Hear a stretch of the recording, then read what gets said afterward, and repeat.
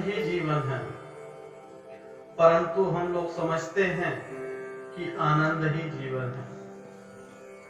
हम लोग गीता तो जरूर पढ़ते हैं, परंतु गीता को समझते नहीं हैं और जानते नहीं हैं, और जीवन में ना उतार कर परेशानियों को ग्रहण करते हैं।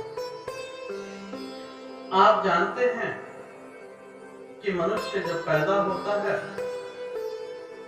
तो नंगा ही पैदा होता है, और जब जाता है तो भी नंगा ही जाता है। जीवन जो है, पैदा हुआ तो नंगा और मृत्यु आई तो भी नंगा। इसी बीच में जो समय है वही तो जीवन है। किंतु हम लोग क्या करते हैं?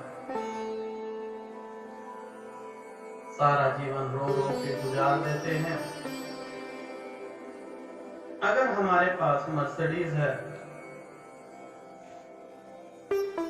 तो हम सोचते हैं कि रॉयल रॉयल्स हो जाती है।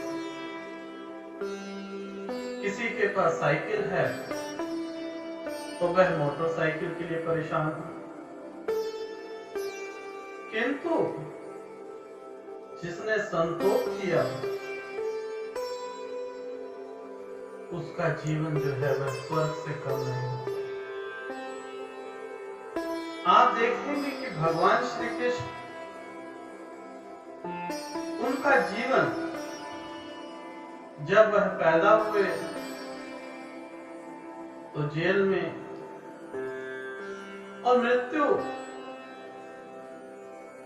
किस प्रकार से उनकी होती है। संपूर्ण जीवन वह संघर्ष करते रहे, लेकिन कभी आपने उनको रोते हुए देखा?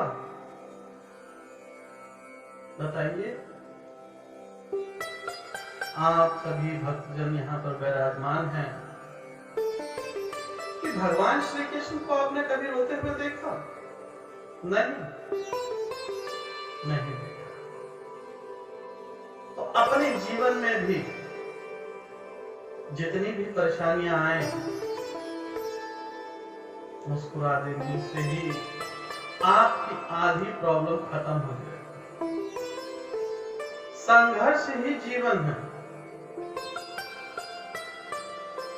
संघर्ष करेंगे, संतोष करेंगे,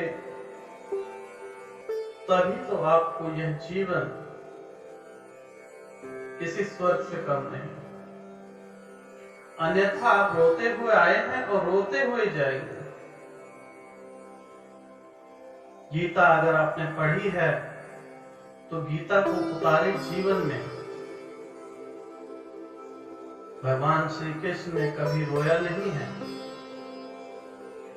भले ही उन्होंने प्रेम राधा से किया, प्रेम का असली अर्थ भगवान श्री कृष्ण ही सिखा सकते हैं, परंतु विवाह रुक्मिणी के साथ ही करना पड़ा। तो जीवन जीना है तो भगवान श्री कृष्ण से सीखिए कि इस जीवन का अर्थ क्या है। संपूर्ण जीवन संघर्ष से, परंतु कभी रोना नहीं, मुस्कुरा के ही जीना।